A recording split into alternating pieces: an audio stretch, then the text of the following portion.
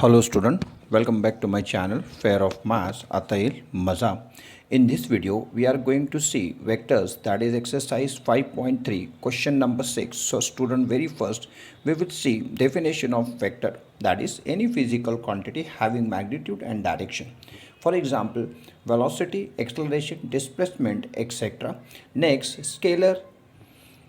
Any physical quantity having only magnitude is called scalar. For example, volume, temperature, speed, etc. Now next, representation of vector. Vector is represented by a line segment. In fact, PQ is a line segment and its direction is shown with arrowheads. Then PQ has magnitude and direction. Point P is called initial point and point Q is called terminal point. Now next, types of vectors. So very first, number one, unit vector. Any vector whose magnitude is 1 is called unit vectors and it is denoted by E cap. Second, collinear vectors. If they are parallel to same line or they are along the same line, or if two vectors are coplanar, then one vector is the scalar multiple of other. Now next, position vector. The position of the points capital P, Q, R, etc. with respect to origin are denoted by small p bar, q bar and r bar, etc. The components of vector, since I, J, K are called the components of vector.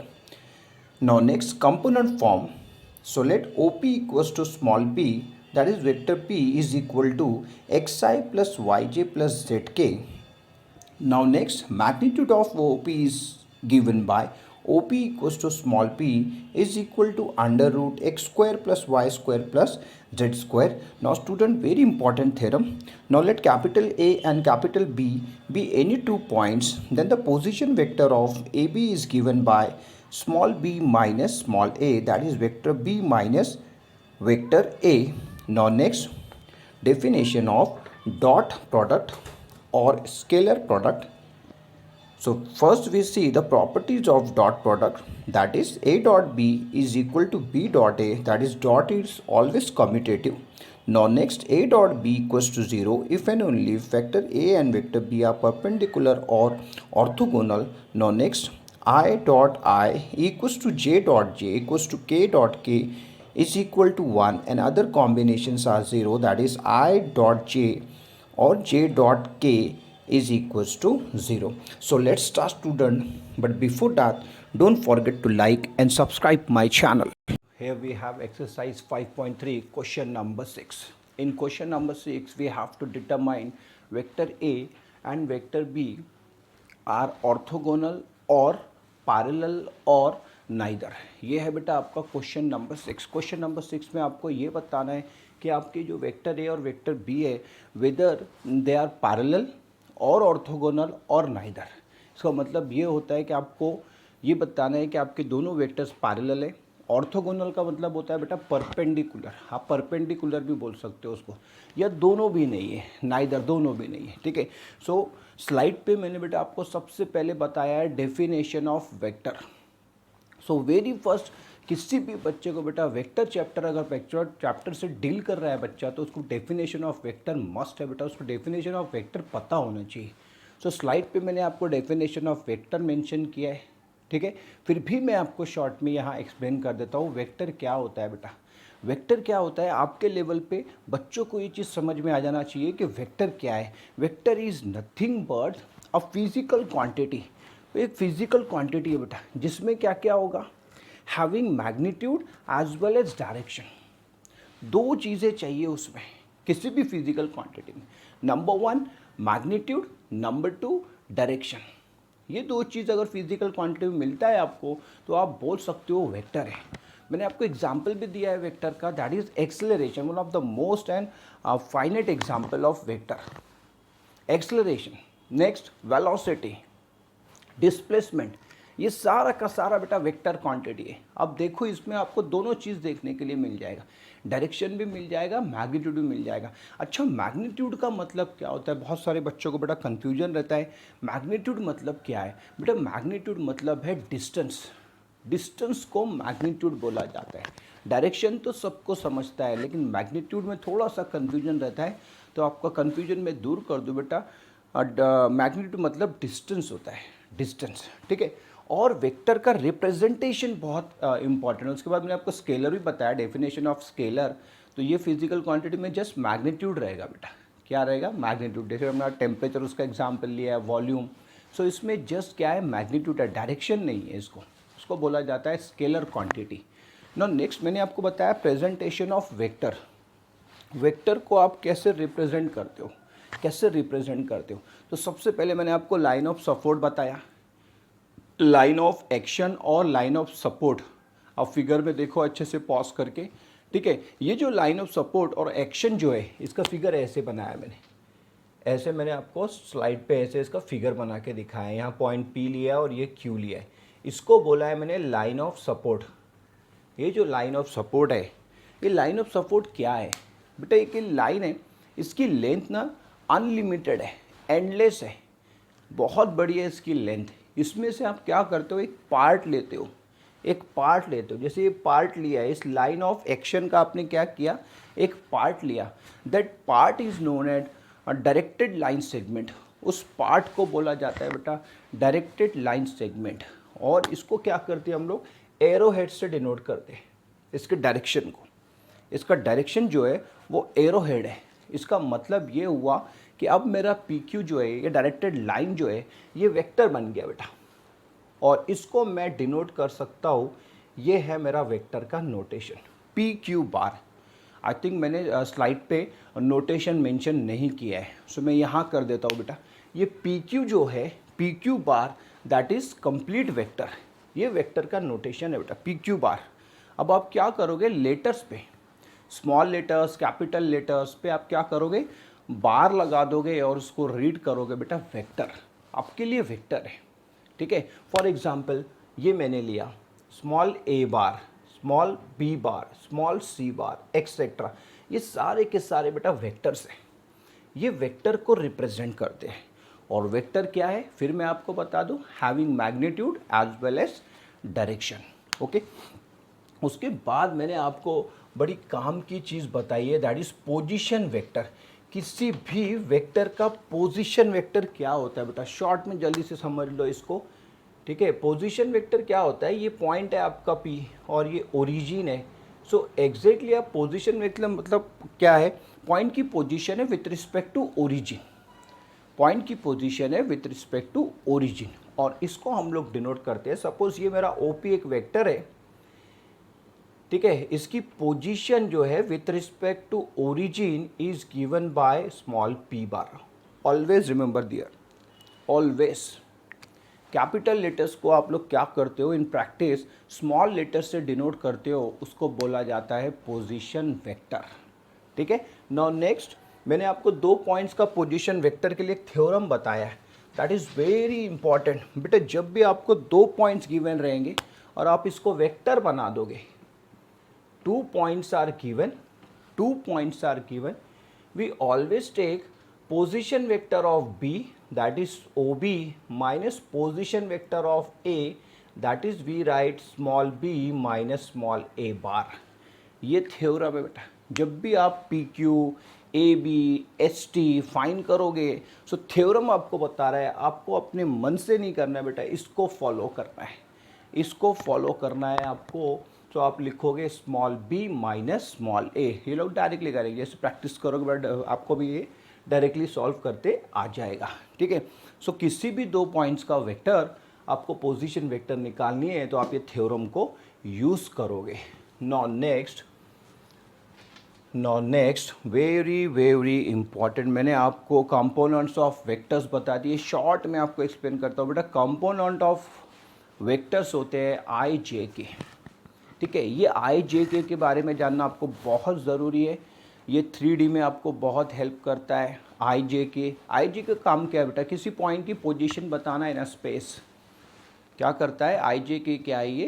Components है along the X axis, Y axis and Z axis. और ये भी वही काम करता है। ये करता क्या है? एग्जैक्टली ये पॉइंट की पोजीशन बताता है। क्या करता है, ये पॉइंट की पोजीशन बताता है ऑन कोऑर्डिनेट सिस्टम, और रेक्टेंगुलर सिस्टम बोल सकते हो आप, रेक्टेंगुलर सिस्टम, ठीक है। वहाँ आपको क्या करता है, ये पॉइंट की पोजीशन बताता है बेटा, ठीक है। अब यहाँ सबसे काम की चीज़ है आई जे के जो लेते हैं हम लोग, ये कंपोनेंट्स ऑफ वेक्टर है and they are mutually perpendicular to each other, और साथ ही साथ ये क्या है बेटा, यूनिट वेक्टर्स है। यूनिट वेक्टर्स का भी डेफिनेशन मैंने आपको स्लाइड पे बताया है। यूनिट वेक्टर का डेफिनेशन ये होता है बेटा, a vector having magnitude is equal to 1।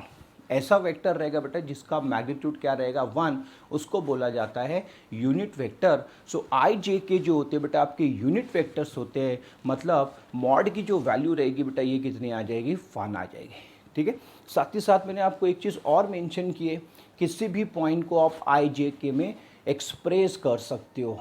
For example अगर आपको सपोज एक पॉइंट गिवन है 2 3 5, सो आप इसको वेक्टर फॉर्म में लिखोगे 2i plus 3j plus 5k। बड़ी काम की चीज़ है बेटे, किसी भी पॉइंट को आप क्या करते हो, आई जे के में एक्सप्रेस करते हो। मैंने आपको ये भी बताया स्लाइड पे, p लिखा है मैंने वहाँ पर xi प्लस वाई जे प्लस जेड के।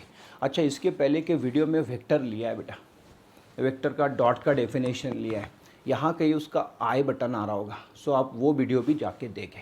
ओके बच्चों, चलो इसके बाद मैंने आपको इसका मैग्नीट्यूड निकालना सिखाया है। मैग्नीट्यूड जब भी निकालोगे बेटा वेक्टर का, अंडर रूट यूज़ करोगे, under root x square plus y square plus z square use करोगे। Now next, definition of dot. तो जल्दी से आज मैं आपको डेफिनेशन ऑफ डॉट मेंशन कर देता हूँ। मैंने स्लाइड पे मेंशन नहीं किया है, इसके पहले के वीडियो में डेफिनेशन ऑफ डॉट भी लिया है, तो शॉर्ट में मैं आपको मेंशन कर देता हूँ। Let vector A and vector B any two vectors, then their dot is denoted by A dot B. ये सर्कल जो है बेटा इसको रीड करो, A dot B, A B cos theta, where theta lies between 0 to pi. ये है simple definition of dot product.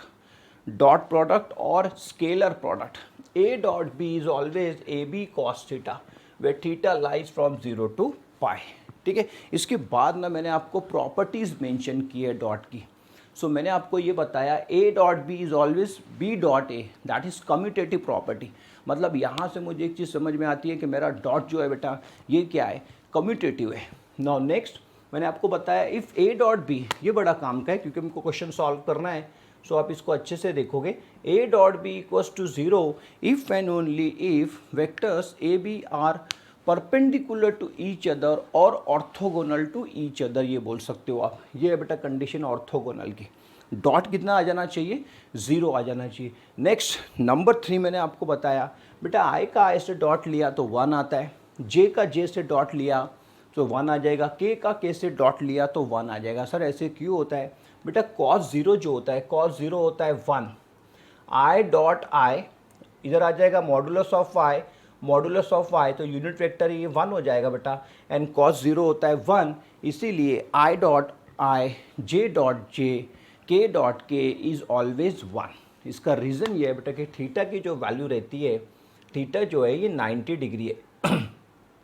Theta जो है ये 0 है बेटा, 90 नहीं बोलोगे क्योंकि यहाँ एंगल ही नहीं बनेगा, एक ही वेक्टर है, एंगल फॉर्म ही नहीं होगा। तो इस केस में एंगल जो रहेगा ये 0 रहेगा, और cos 0 जो होता है ये 1 होता है। हम लोग क्या करते हैं, डेफिनेशन यूज़ करते हैं।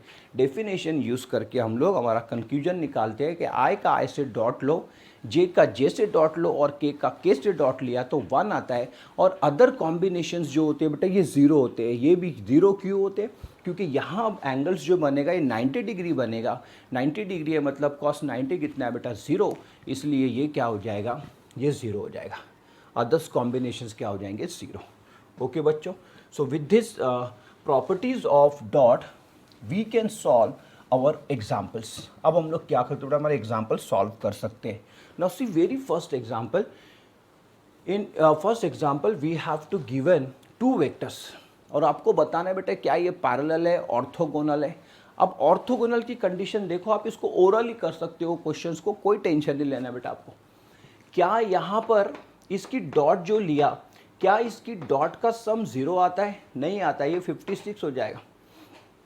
54 हो जाएगा, ये 24 हो जाएगा, ये -150 हो जाएगा। जब आप इसको ऐड करोगे तो आपको फाइनाइट नंबर मिलेगा। इसका मतलब ये जो वेक्टर्स है बेटा, ये ऑर्थोगोनल नहीं है, ये ऑर्थोगोनल नहीं है क्योंकि डॉट नहीं आ रहा है। अच्छा यहाँ देखो कितना आ रहा है, 2 × 5 दैट इज 10, 3 × 2 -6, 4 × -1 दैट इज -4, -6 और ये 10। तो ये हो जा रहा है बेटा, इनकी सम कितनी आ रही है, 0। सो मैं यहाँ डायरेक्टली बोल सकता हूँ ये ऑर्थोगोनल वेक्टर्स है। सिमिलरली इसका डॉट ले लो, 5 से 5 कैंसिल हो जाएगा, यहाँ 2 आ जाएगा, यहाँ 3 आ जाएगा, 1 + 2 + 1 दैट इज 3, 3 - 3 = 0। सो ये भी बेटा क्या है, ऑर्थोगोनल है। ठीक है, डायरेक्टली कर सकते हो आप। अब ध्यान में रखोगे आप कि वेक्टर्स आपके पैरेलल कब होते हैं, वेक्टर्स कब पैरेलल, बड़े कंडीशन बता रहा हूँ आपको मैं। Vector A = a1i + a2j + a3k और B = ले लो आप b1i b2j + b3k। इस पर बार जरूर से लगाना बेटा, बच्चे बार नहीं लगाते, बार लगाना चाहिए। ठीक है, सो यहाँ एक कंडीशन बता रहा हूँ मैं आपको, a1/b1 = a2/b2 एंड a3/b3। ये रेशियो जो है बेटा ये इक्वल आ जाना चाहिए। कंपोनेंट्स जो है, कंपोनेंट्स के जो कोएफिशिएंट है, वेक्टर कंपोनेंट्स बोल सकते हो आप इसको, ये क्या आना चाहिए रेशियो बेटा, ये रेशियो जो है आपके ये सेम आ जाना चाहिए। तो इस केस में जो वेक्टर्स होते हैं बेटा पैरेलल होते हैं, ये पैरेलल की कंडीशन है। ठीक है, वेक्टर्स आर पैरेलल, यहाँ से आपको पता चलेगा आपके वेक्टर्स पैरेलल है। और a.b, सेकेंड कंडीशन बता रहा हूँ, a.b = 0, ये फर्स्ट कंडीशन है for parallel and second for orthogonal. Dot आ गया बेटा 0, सो ये क्या हो जाते हैं, ऑर्थोगोनल और परपेंडिकुलर वेक्टर्स। तो वो दो काम करने हैं आपको। सो यहाँ ना डॉट जो है क्लियरली दिख रहा है, डॉट 0 नहीं आ रहा है, इसका मतलब रेशो इक्वल आएगा। चलो हम लोग करके देखते हैं रेशो कैसे इक्वल आता है। सो यहाँ a1 की वैल्यू जो है, फर्स्ट एग्जाम्पल में आप लिख सकते हो -9/6 = 6/-4 = 15/-10। क्या ये रेशियो इक्वल आ रही है? 3 के टेबल में देखा तो ये आता है आपका -3/2, 2 के टेबल में देखा तो ये -2/3 और ये 5 के टेबल में देखा तो ये -2/3। देखो बेटा रेशियोज क्या आ गए, इक्वल आ गए। मतलब वेक्टर्स क्या है आपके, पैरेलल वेक्टर्स है। कितना simple, vectors are parallel. Okay, take a screenshot fast. Now in first example vectors are parallel, clear दिख रहा है, therefore we can say that vectors are parallel. चलो नेक्स्ट एग्जांपल देखो। अब कंडीशन ध्यान में रखोगे बेटा, ये पैरेलल की कंडीशन क्या है। नेक्स्ट इसके बाद आपको बताना है, सेम कंडीशन है। नेक्स्ट चलो जल्दी जल्दी एक साथ इसको सॉल्व कर लेते। अब क्या यार रेशियो सेम आ रहा है, 2/5, 3/, नहीं आएगा बेटा, रेशियो नहीं आएगा यहाँ पर। यहाँ आपको डॉट लेना पड़ेगा। देख के समझ में आ रहे हैं सारे क्वेश्चन। सो नंबर 2 a.b, चलो इसका डॉट लेते हैं। मैं डायरेक्टली लूँगा बेटा यहाँ पर 5 × 2 दैट इज 10, आपने भी डायरेक्टली करना है ऐसे। 2 × -3 that is -6। Next 4 × -1 that is -4। So 10 - 10 = 0। Therefore vector A and vector B vector A and vector B are orthogonal, ये लिखना चाहिए आपने, ऑर्थोगोनल है। ओके चलो ये वाला चेक करते, ये भी रेशियो क्या है, डिफरेंट आ रहा है, रेशियो नहीं आएगा यहाँ पर। नंबर 3 पे हम लोग क्या करेंगे, फिर डॉट ले लेंगे। सो यहाँ आ जाएगा बेटा a.b = -3/5 × 5। नेक्स्ट आएगा +1/2 × 4 +1/3 × 3, ये कैंसल आउट, ये 2 दे देगा, ये आपको दे देगा -3, 2 + 1 दैट इज, ये कितना आ जा रहा है, 0 आ रहा है बेटा। इसका मतलब ये हुआ कि वेक्टर्स क्या है आपके, ऑर्थोगोनल है। ठीक है, ये आपको बोर्ड एग्जाम में पूछेगा बेटा ये वाले क्वेश्चंस, इसीलिए मैं आपको ये क्वेश्चन पहले करवा रहा हूँ। ओके नेक्स्ट, क्या ये रेशियो इक्वल आ रहा है, रेशियो इक्वल आ रहा है। देखो यहाँ पर 4/5 1/, नहीं आएगा रेशियो इक्वल। यहाँ भी आपको क्या करना है बेटा, डॉट ले रहा है, यहाँ क्या करोगे, इसका डॉट ले लोगे। देखो क्या आ रहा है, अच्छा ये केस में तो मुझे लग रहा है इसकी डॉट भी ज़ीरो नहीं आ रही है बेटा, इसकी डॉट भी ज़ीरो नहीं आ रही है, और ना ही इसका रेशियो इक्वल आ रहा है ना। बोलने का मतलब ए डॉट बी निकालो आप। देखो ए डॉट बी क्या आएगा आपका, 20 + 2 + 24, ये तो कहीं और ही चला गया, कितना हो गया 44 46 नॉट इक्वल टू 0, मतलब ये ऑर्थोगोनल तो नहीं है। रेशो देखो क्या आ रहा है यहाँ पर, A1/B1 that is 4/5, A2/B2 that is 1/2, and A3/B3 is equal to 6/4 that is 3/2। कहीं भी बेटा रेशियो भी इक्वल नहीं आ रहे हैं, मतलब आप लिख सकते हो यहाँ पर A1/B1 not equal to A2/B2 not equal to A3/B3। यहाँ रेशियो भी इक्वल नहीं है बेटा, डॉट भी ज़ीरो के इक्वल नहीं आ रहा है। Therefore given vectors are neither orthogonal nor parallel, neither orthogonal nor parallel. So ये 3 क्वेश्चन थे बेटा, आपके 4 क्वेश्चन है जिसमें नाइदर वाला ये निकला है। ये दोनों भी क्वेश्चन ऑर्थो के, और फर्स्ट वाला क्वेश्चन जो है आपका ये पैरेलल का है। आई होप बच्चों आपको आज का वीडियो, आज का लेक्चर समझ आया हो। अगर आपको समझ आया हो तो ज़रूर से बेटा वीडियो को लाइक करें और चैनल को सब्सक्राइब करें। See you in next video, till then bye.